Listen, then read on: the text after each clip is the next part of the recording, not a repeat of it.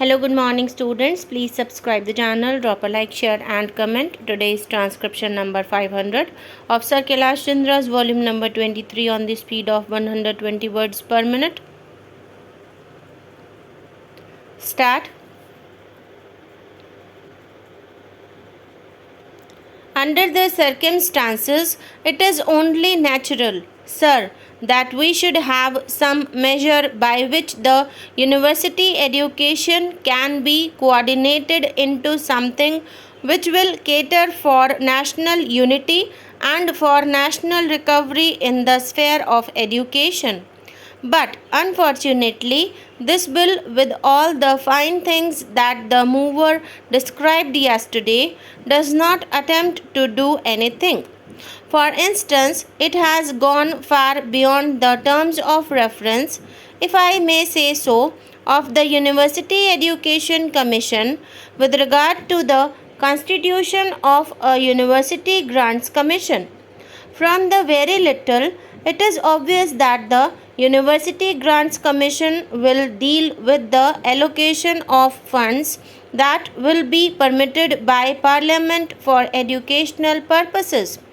That is how it is done in other countries. In England, for instance, the British Parliament makes a grant and the University Commission distributes it among the 19 universities. Here, this is not a compulsory measure, this is not an obligatory measure.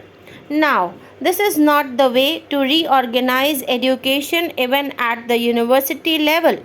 Sir, I quite agree that universities should maintain their autonomy and they should be independent bodies, and their purpose in our society is that of, say, the Supreme Court or the independent judiciary in the sphere of individual rights, that is, they stand for academic freedom.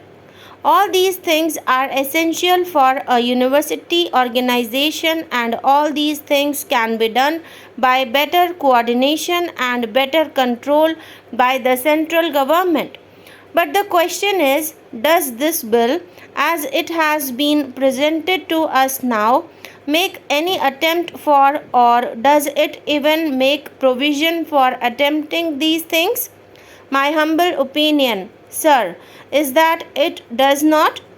To begin with, sir, it has gone far beyond, as I said, the duties imposed on the University Grants Commission by the University Education Commission itself.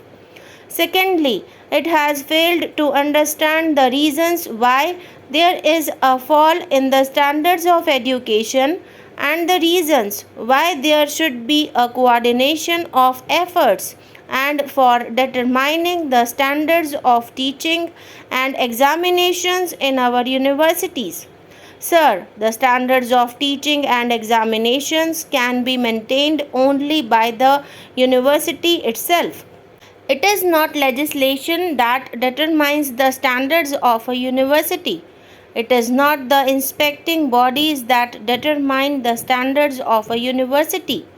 The standards of a university are determined by the teaching staff, by the university authorities, by the academic bodies, and by the morale of students, which also depends upon these factors. Now, there is nothing in this bill, nor is this the kind of a bill which is needed to ensure these things. Already in this country, we have other educational bodies. We have from time to time our vice chancellors' conferences, we have the inter-university board, and we have the Central Advisory Board of Education. All these bodies deal with the problems arising in universities, the problems arising out of his amorphous growth without any rule or without any order or without any plan or without any design or without any policy. Now, these things have not been dealt with by these advisory bodies. Therefore, if the government thinks that a statutory body should be created, then I should say that this is not the kind of bill that should be produced. Secondly, sir, what is the means of control that the organization will have when it is constituted? The means of control is finance, and finance that it has is very, very inadequate indeed, as it is evident from the financial memoranda. Now, we may agree that the University Grants Commission is likely to get huge grants, as it should, in my opinion, because one recalls the statement made by the minister in the British Parliament. After distributing £12.5 million to 19 universities, he said, "If there is a demand for university education, I will not hesitate to grant more funds." That should be the spirit in which our Parliament should work with regard to the encouragement of university education. Now, there is no obligation on the government to supply funds, nor is there any on the universities to apply for funds.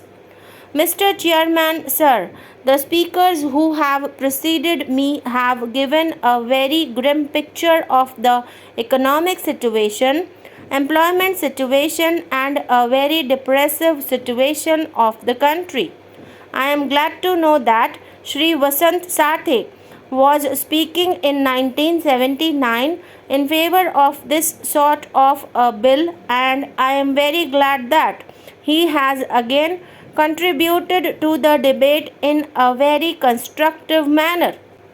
Well, we have figures galore, statistics galore, but figures and statistics would not solve our own problem. Every year, the figure of 8 million unemployed is added. We are sending rockets into the sky, but we are not spending enough money for the poor and the needy people of this country.